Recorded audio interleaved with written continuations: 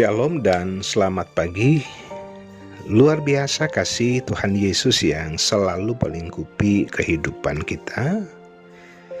Kasih dan perkenaannya kita jumpa lagi melalui renungan harian Toraya Jemaat Tangerang di hari ini Selasa 1 November 2022. Sahabat rehat, mari dengan penuh rasa syukur kita ambil waktu sejenak untuk berada di sekitar firman Tuhan. Firman Tuhan yang tidak pernah berubah baik kemarin, hari ini, dan seterusnya. Menyambut firman, mari berdoa. Syukur bagimu Tuhan atas kasih dan berkat-Mu di hari ini. Luar biasa pemeliharaan Tuhan bagi kami semua, sehingga boleh menapaki hari ini, bahkan boleh mempersiapkan diri kami untuk kembali ke dalam rupa-rupa aktivitas di hari ini. Firman Tuhan telah tersedia untuk menjadi kekuatan kami. Mari Tuhan berkarya dengan kuasa Roh Kudus-Mu. Dan berbicaralah, kami telah sedia mendengar di dalam nama Tuhan Yesus. Amin. Nehemia 13 ayat 1-14. Kesetiaan Nehemia kepada hukum. Pada masa itu bagian-bagian daripada kitab Musa dibacakan dengan didengar oleh rakyat. Didapati tertulis dalam kitab itu bahwa orang Amon dan orang Moab tidak boleh masuk jemaah Allah untuk selamanya, karena mereka tidak menyongsong orang Israel dengan roti dan air, malah mengupah Bilyam melawan orang Israel supaya dikutukinya. Tetapi Allah kami mengubah kutuk itu menjadi berkat. Ketika mereka mendengar pembacaan Taurat itu, mereka memisahkan semua peranakan dari orang Israel. Tetapi sebelum masa itu, Imam Eliasib yang diangkat untuk mengawasi bilik-bilik rumah Allah kami dan yang mempunyai hubungan erat dengan Tobia, menyediakan sebuah bilik besar bagi Tobia itu.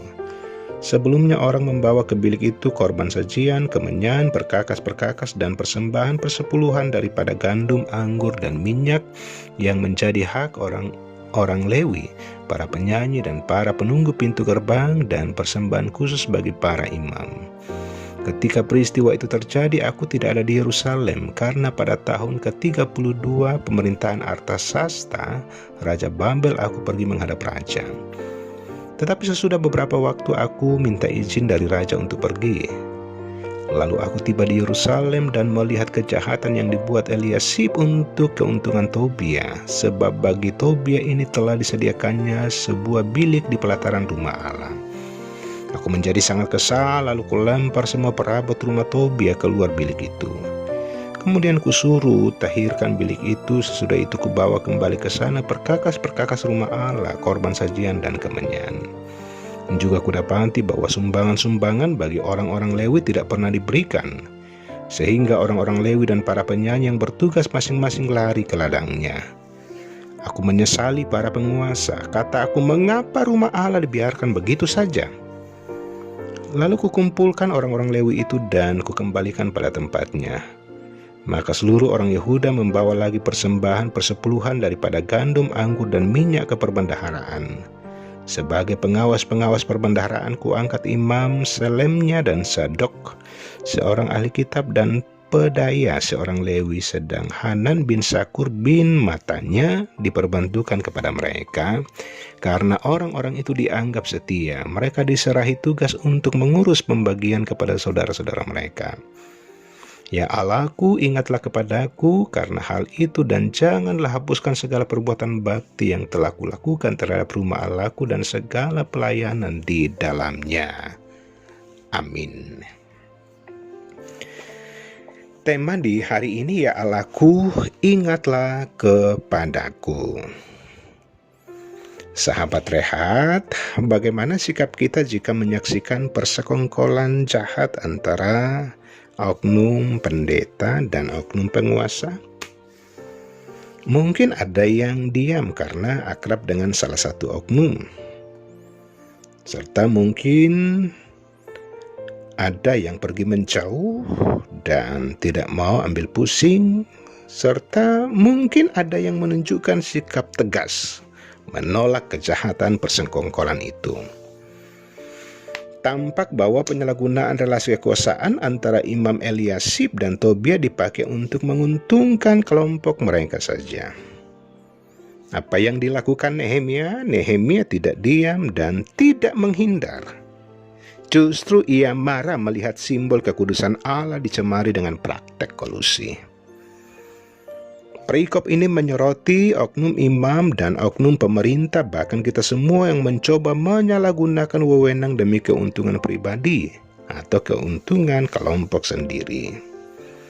Eliasib sebagai imam besar bersama Tobia, gubernur, berkolusi sehingga menyebabkan tersingkirnya kaum Lewi, para penyanyi dan penjaga gerbang. Nehemia dengan tegas melemparkan perabot Tobia dari rumah Allah, kemudian mengembalakan para petugas rumah Allah yang setia. Selanjutnya mengembalikan hak-hak mereka yang selama ini disabotase oleh Imam Eliasib dan Tobia. Sahabat Rehat, menjelang helat politik, acap kali ibadah diramaikan oleh lelang para calon legislatif, eksekutif. Akibatnya tidak ada ruang bagi mereka yang lemah secara finansial. Persembahan mereka terpinggirkan. Gereja tidak boleh digunakan oleh kelompok atau orang tertentu untuk mengambil keuntungan. Kita semua adalah gereja. Oleh karena itu, jika gereja tidak lagi mencari kerajaan Allah dan kebenarannya, maka kita perlu bercermin pada sikap dan tindakan Nehemia. Bencana terdahsyat adalah ketika Allah berpaling dan melupakan kita. Karena itu, mari kita berkata dari dalam hati dan kehidupan kita, "Ya Allahku, ingatlah kepadaku." Amin. Kita berdoa. Bapa di sorga, terima kasih firman-Mu di hari ini. Firman kebenaran yang akan menuntun kami juga untuk hidup benar. Jikalau kami setia di dalam membaca dan mendengar firman-Mu, jikalau kami setia untuk melakukan apa kata firman Tuhan, dari dalam kehidupan ini, dari dalam berbagai karya kerja dan pelayanan kami. Ya Allah, ingatlah kepada kami. Tuhan akan mengingat kami jikalau kami setia kepadamu. Jikalau kami menjauhkan perkara-perkara yang tidak baik dari dalam kehidupan ini. Bapa di sorga, di hari ini, Tuhan terus memeliharakan setiap anak-anak Tuhan yang bersyukur karena pertambahan umur, perjalanan usia, perkawinan.